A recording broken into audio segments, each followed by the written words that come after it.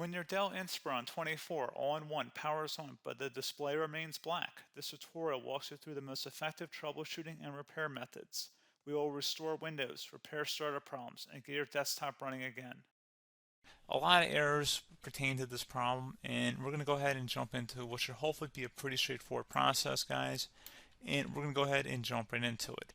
First thing I'd recommend doing would be to actually go ahead and boot to the troubleshooting utility on Windows 11. So if you do a hard power off 3 times in a row, Windows should automatically attempt to launch the startup repair utility. And if it doesn't find anything, it will give you the option to select advanced settings, in which case it will take you to a screen that looks like this. Now, if it does not take you to a screen that looks like this, or you're unable to get to that, you can also download the Windows 10 Media Creation Utility, or Windows 11. They probably will make a creation utility for Windows 11 at some point. And it doesn't really matter, you can actually run the Windows 10 utility on Windows 11 as far as I'm aware. And you should be able to run the troubleshooting utilities built in within it. So you just would go ahead and download it to an ISO file and then burn it to a DVD or USB. It'd have to be about 4 gigabytes or more. It couldn't be a small USB flash drive, and it couldn't be a CD. It'd have to be a DVD. And then you boot your computer from it. So depending on the computer manufacturer, you'd have to tap a different key on your keyboard in order to launch that menu, in order to select what boot drive you want to go off of. So it could be anything between the escape key, F2, F8, F12, for example. And those are the function keys on the top of your keyboard. So you may have to just do a little bit of trial and error. Shouldn't take you more than a couple minutes. Googling it would probably be best before you even begin. But anyway, we're ready to go ahead and jump right into it. So we're on the choose an option page. So these will look very similar whether you're booting from it directly within Windows itself, or if you're plugged in a USB flash drive with the media creation utility installed and you selected the recovery option. So when you are setting up your Windows 11 installation or Windows 10, depending on the drive you're using, there should be an option to repair your computer in the bottom left corner of the dialog window, one of the first screens that comes up. You go ahead and select that, and then it would take you to a troubleshooting screen like you see here. And you want to go ahead and select troubleshoot, reset your PC, or see advanced options. And then there are going to be a whole bunch of options in here that we're going to explore in today's video. The first one, we're going to actually go underneath advanced options, and then select startup repair, fix problems that keep Windows from loading. So go ahead and select that first.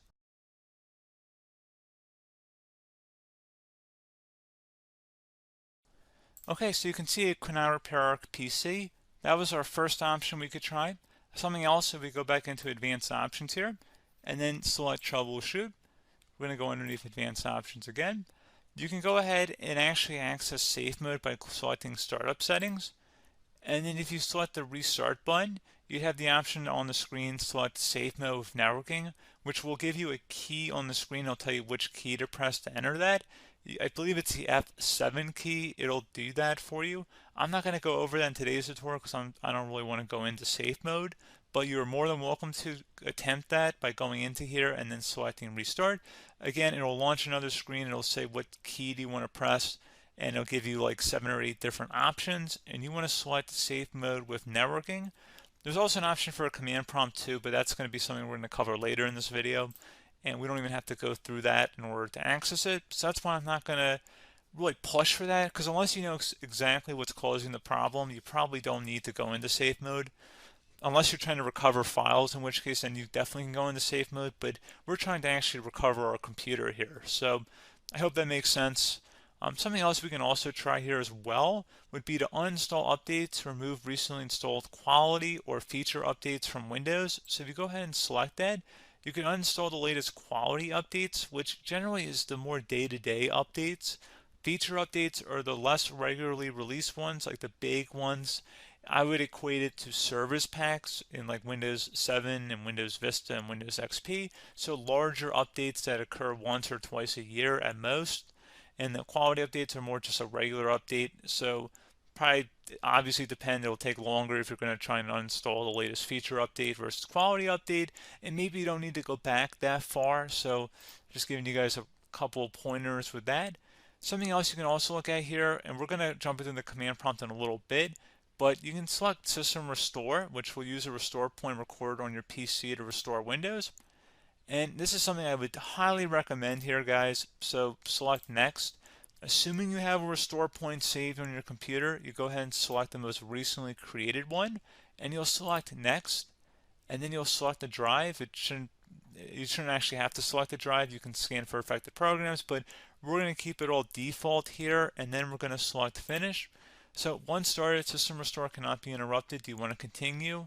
I think we're going to select yes. I don't think we have anything better to do on our computer right now, so just give it a moment here to initialize. It will take a couple minutes to run, obviously depending on how large your hard drive is and how much is saved on the system restore point.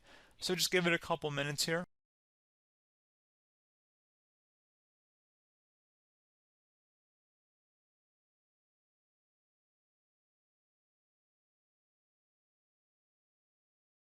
Okay, so you can see the system has been restored successfully.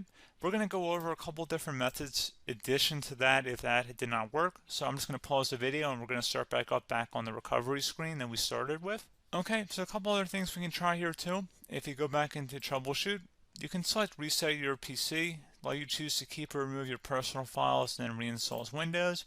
You can select to keep my files, which will remove apps and settings but keeps your personal files. You can also select remove everything, which will remove all of your personal files, apps, and settings. So this is more of a factory reset, the second option here.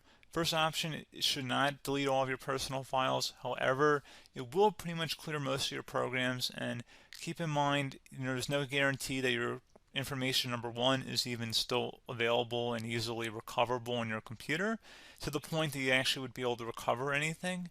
And the second point is that there's always a chance that it won't actually recover and it will just do a factory reset anyway. So there's no guarantee that actually would keep your files anyway. So I would recommend trying to get a recovery tool and backing that up first before selecting it anyway. But again, those are a couple of different options. And then something else you can try here if you go back to the choose an option. Another option, if you go underneath choose an option and select troubleshoot, advanced options, and now select where it says command prompt. Okay, so the first thing we should do is type our main hard drive here. In most cases, it should be the C drive. So you just do a C colon and then hit enter on your keyboard. So once you're underneath the C drive, we're going to type in dir and then hit enter on your keyboard. It should have program files, users, and Windows all in there. That's how you know you're in the right directory.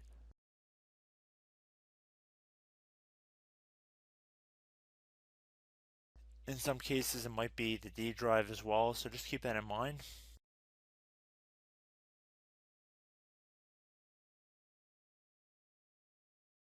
Next thing we're going to do is type in cd space / Windows / system 32 / config,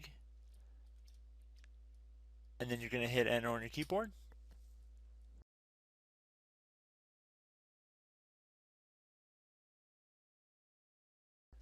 So now you're going to type md space backup. If you've seen other tutorials, it might also say to put down md backup. That's because the backup name is pretty common when you want to back something up. So you can name this whatever you want, doesn't have to be backup. So if you've already made a backup folder in the past, you could do backup 1, for example. So once you're done setting the name you want the backup to be called, hit enter on your keyboard again.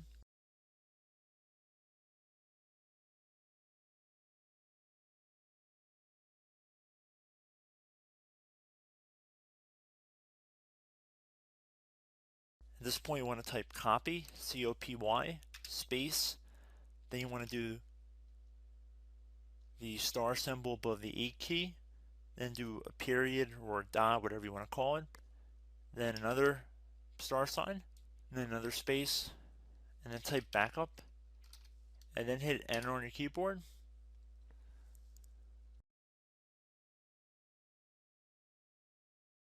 Now you want to type cd reg back, REGBACK, and then hit enter on your keyboard. So now that we are under the reg back, so now you want to type dir again, and then hit enter.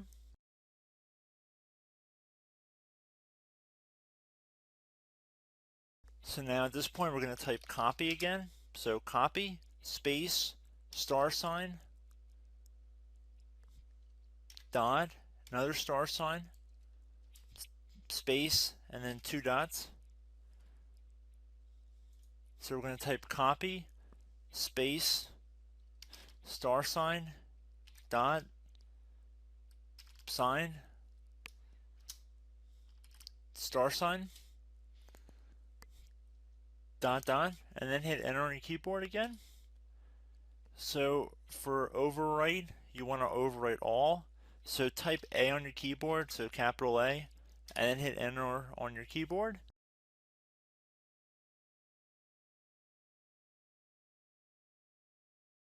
So at this point, you should be good to go. You can close out of the command prompt window. And if you accidentally continue to Windows 10, you should be all set.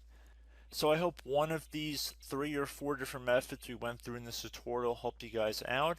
Again, I'm not sure if you guys heard me earlier, but try to go back into your safe mode if possible and uninstall any programs you know might be conflicting with the Windows startup if you can get into safe mode.